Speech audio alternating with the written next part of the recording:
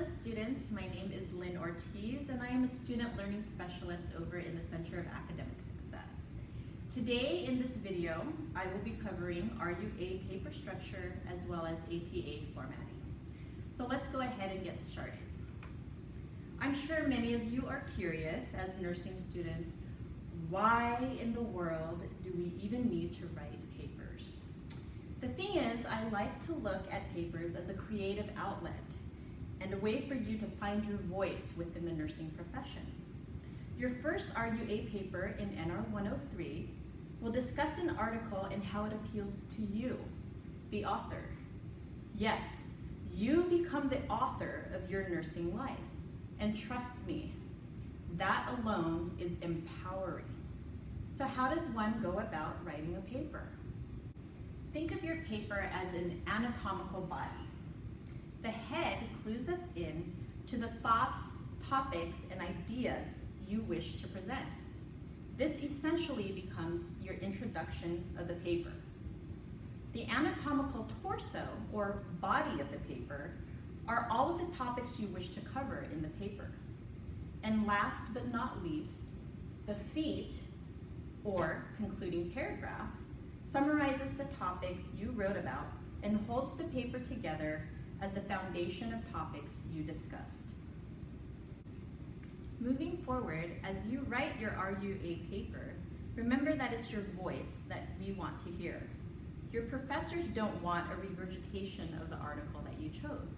So what do I mean by this? Many times I've told students that after proofreading their papers, I can't seem to locate their voice. Where are you in that paper? This is essential to preventing plagiarism and will help decrease the Turnitin global percentage to hopefully below 24%, which is the goal. Key points to remember when writing. Number one, what is the article talking about? That's going to be your summary. Two, why did you choose this article? And three, is there a particular experience that you encountered that can speak to the article that you chose? If none of these three key points help you with formatting your paper, then go back to the very, very beginning. Why did you choose the nursing profession? And why does this particular article speak to you?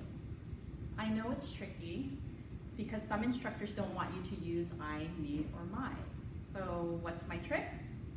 Replace I, me, or my with third person, such as this student, his or her, they or their. And another thing about writing your paper, be professional, be explicit. What does explicit mean?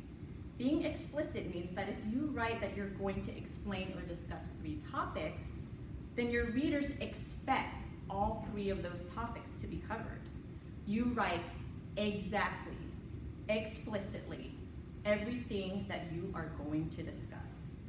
This is different than being implicit, which means to imply. Remember that being implicit is much like having a casual conversation with somebody that you know.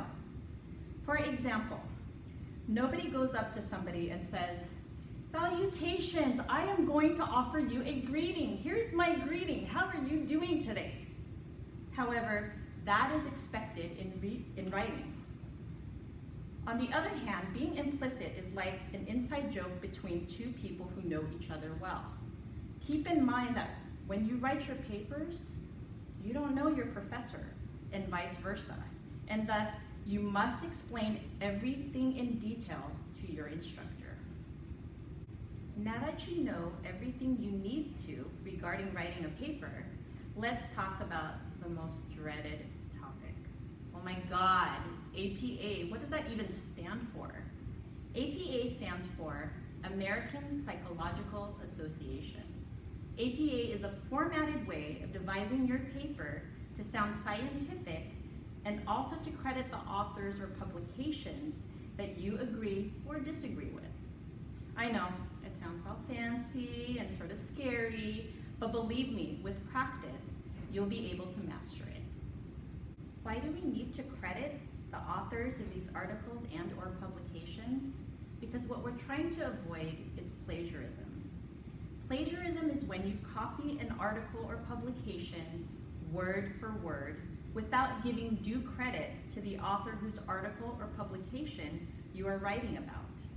The easiest way I like to think of this is through songs. Let me show you an example.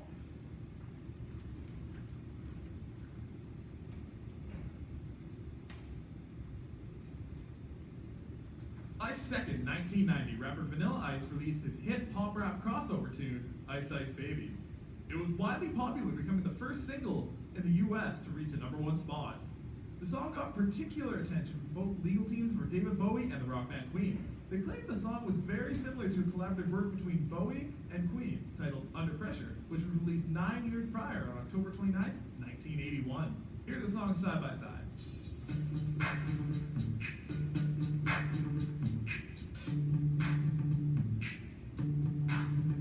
Ice infamously disputed these claims in an interview.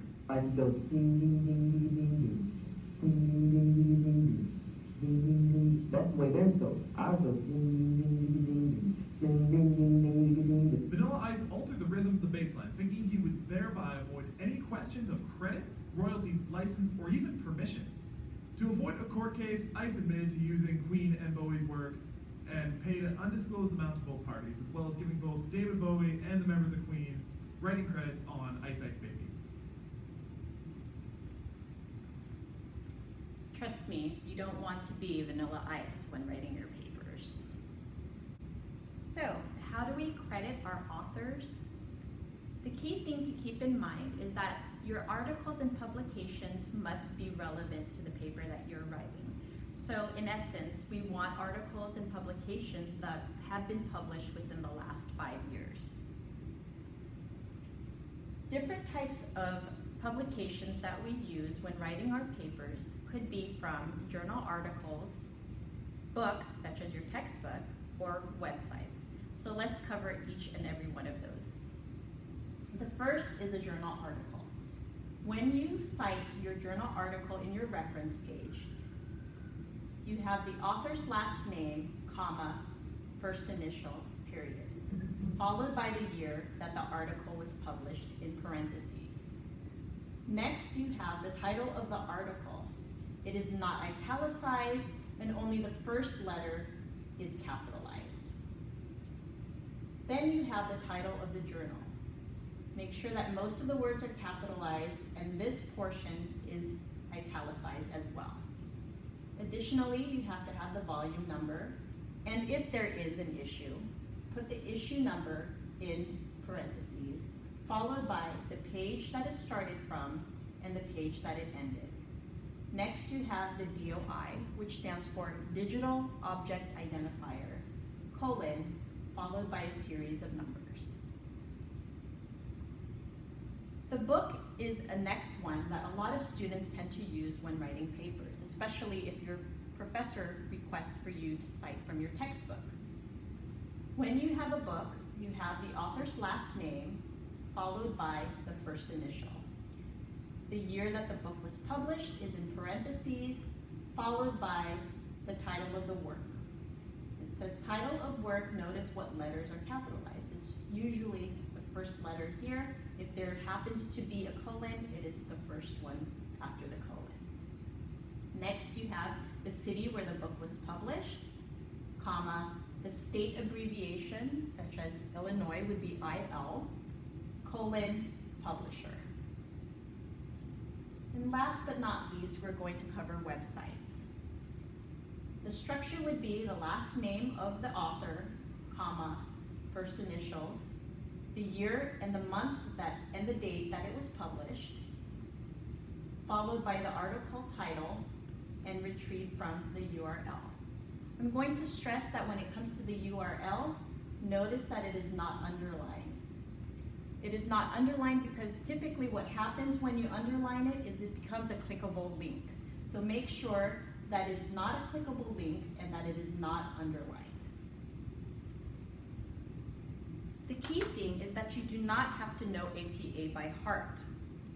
But this beautiful book becomes your writing Bible and is essential to a wonderful resource.